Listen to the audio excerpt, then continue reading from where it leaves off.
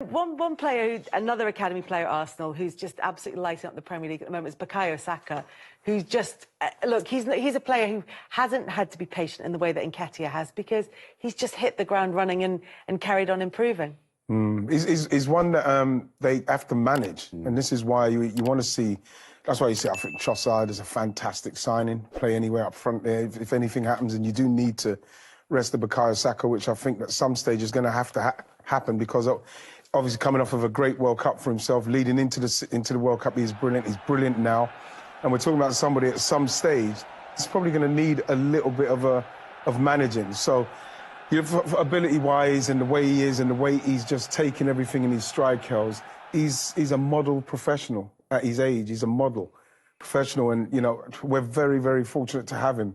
You know, I can't say enough about him in respects of what he's doing and how grounded he is, and you know how great it is for us at the moment to have a player like that. Because I remember saying to people, I might have gone a bit over the top saying he's a generational. I'd be amazed if you did. Going over to saying a generational talent, but for Arsenal and coming out of Arsenal's academy, everybody who ever saw him said he's going all the way, and they were right. You know, he's doing it, he's proving it. You know what I find, Wrighty? I find surprising about him, when you look at young kids when they play, normally especially the wingers or the flair players, they're always rushing. You know, they're going a bit too quick.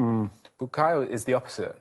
He slows down in the key moments. He reminds me a bit of Riyad Mahrez in the sense, you know, he's just looking for a little moment, a little body shift.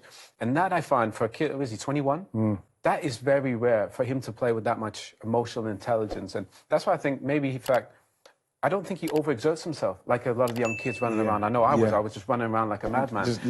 And I think he plays within himself, and he has a calm. I mean, for us, I mean, I thought football, I loved it, but it was stressful. You know, it was very competitive. He's always smiling, Saka. He looks like he's having the best time out there.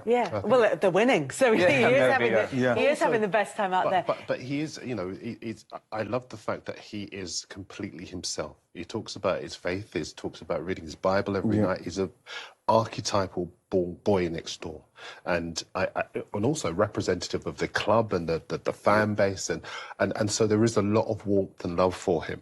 I'd say if he would probably get more credit than he is receiving if he was Spanish or Brazilian, because I think he's every bit as good as a Rodrigo or a Vinicius Jr. That's a big comparison. But when you look at the goals he scored, the opposition he scored it against, the emotional intelligence, the positional play, his ability to read the game as well, the calibre of opponent that he's been influential against in the World Cup. He was the best player on a pitch where Kylian Mbappe was in England's game against France.